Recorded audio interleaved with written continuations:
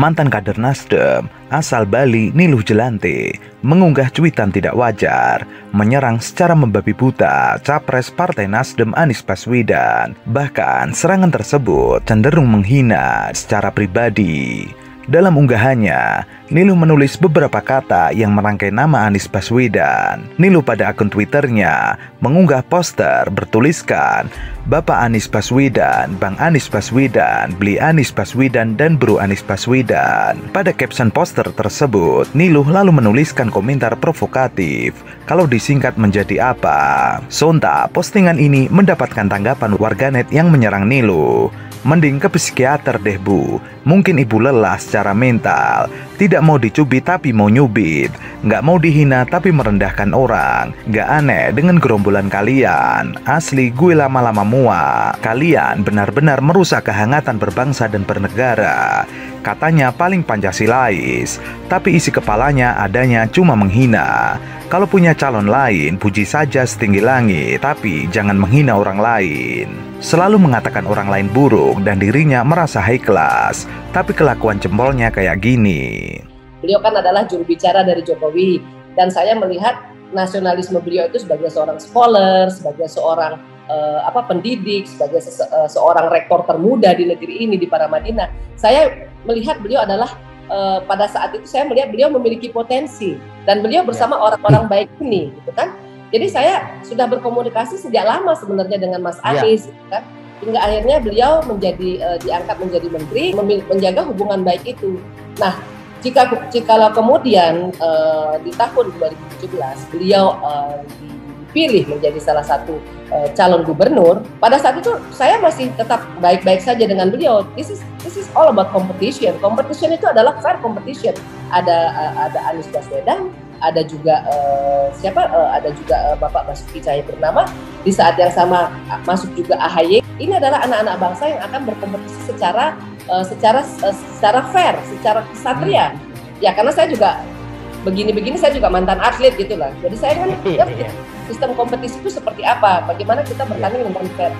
Nah, pada saat kemudian berjalan proses kontestasi politik itu, proses kampanye tersebut, karena saya memang sudah memutuskan untuk memperjuangkan Bapak Ahok, jadi saya harus memilih, dan ini jauh sebelum saya memasuki rumah partai politik. Jadi saya memutuskan saya berjuang untuk Ahok all out.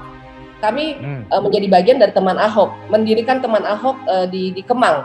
Kami mengalami begitu banyak intimidasi, mendiskreditkan saya sebagai seorang personal Niluh Jelante, mendiskreditkan usaha kami dengan alasan apa? Dengan alasan yang sangat sederhana, bahwa siapapun kamu, apapun warna rambutmu, apapun latar belakang kamu berhak memiliki impian di negeri ini. Dan saat itu Nasdem adalah salah satu partai yang mengusung Ahok, paling depan mengusung Basuki Cahayapurnama. Partai pendukung penista agama, kalau kita melihat hari ini, kalau kita ketik di Google, partai pendukung penista agama itu adalah Nasdem. Bagaimana kita melihat media-media televisi yang kemudian ada reporternya dilemparin, dipukulin kepalanya dan lain sebagainya, itu Metro TV. Jadi saya berada di sana tanpa ada hubungan secara pribadi dengan Nasdem, dan partai-partai nasionalis lainnya juga bahkan mengalami juga proses-proses diskreditkan seperti itu. Kami tetap berjalan mendukung Ahok. Itu bukan tentang Ahok gitu loh Mas. It's not about Ahok actually. It's about bagaimana anak bangsa itu bisa menjadi apa yang mereka mau, apa yang mereka inginkan, dengan catatan mereka harus bersih, transparan, dan profesional. Dan proses pilkada itu buat saya, karena saya mengalami kesehariannya, membuat saya sangat patah hati gitu loh, sangat bersedih. Bukan Mas Anies yang mengatakan mensolatkan mayat yang memilih Ahok. Bukan Mas Anies, bukan dari bibirnya keluar. Akan tetapi saya melihat beliau di sana tidak seolah-olah duduk dan menikmati dan enjoy dan mungkin salah satu cara dia agar saya bisa meraih kekuasaan itu untuk menjadi berkat buat rakyat. Sebelumnya, mantan Gubernur DKI Jakarta Anies Baswedan kerap kali dikaitkan dengan politik identitas yang diyakini masyarakat telah dimainkan sejak masa kampanye di tahun 2017.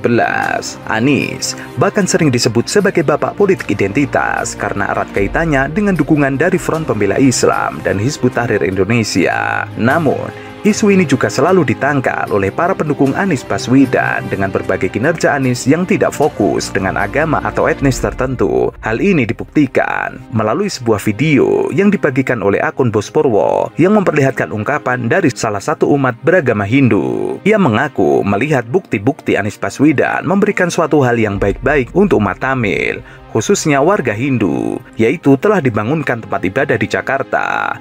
Kami merasa selama 77 tahun Indonesia merdeka, berapa presiden, 9 presiden, Gubernur Jakarta berganti ke Bang Anies yang membangunkan kuil untuk orang Tamil di Jakarta. Walaupun kita tahu kuil Indo Tamil yang pertama yang dibangunkan oleh pemerintah di seluruh Indonesia di Jakarta. Kita tahu walaupun orang Indo Tamil 90% memilih Ahok dan selalu menghina Bang Anies di media sosial.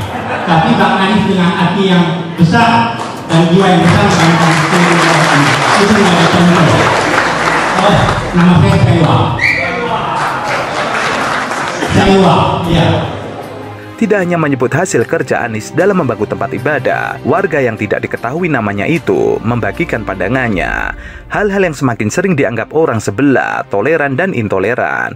Tapi bagi dirinya, Anies Baswedan toleran sekali terhadap umat Hindu. Dia memastikan bahwa masyarakat Indonesia memang benar-benar mencintai keberagamaan seperti yang tertuang dalam Bhinneka Tunggal Ika. Dalam proses sewa tanah itu, masyarakat Hindu India diperbolehkan menyewa tanah selamanya dengan syarat perpanjangan setiap 5 tahun sekali. Dalam pemantauan pembangunan kuil itu, Wakil Gubernur DKI Jakarta Riza Patria didampingi Wali Kota Jakarta Barat Uus Kuswanto dan Duta Besar India untuk Indonesia Manoj Kumar Bharti. Ini bukti Jakarta merupakan kota kolaborasi, kota sinergi, kota beragam, kota budaya, dan kota kita semua. Umat Hindu India yang bersedia membagi ruang ibadah dengan masyarakat umum perlu diapresiasi. Umat Hindu India yang bersedia berbagi ruang ibadah dengan masyarakat umum di Jakarta.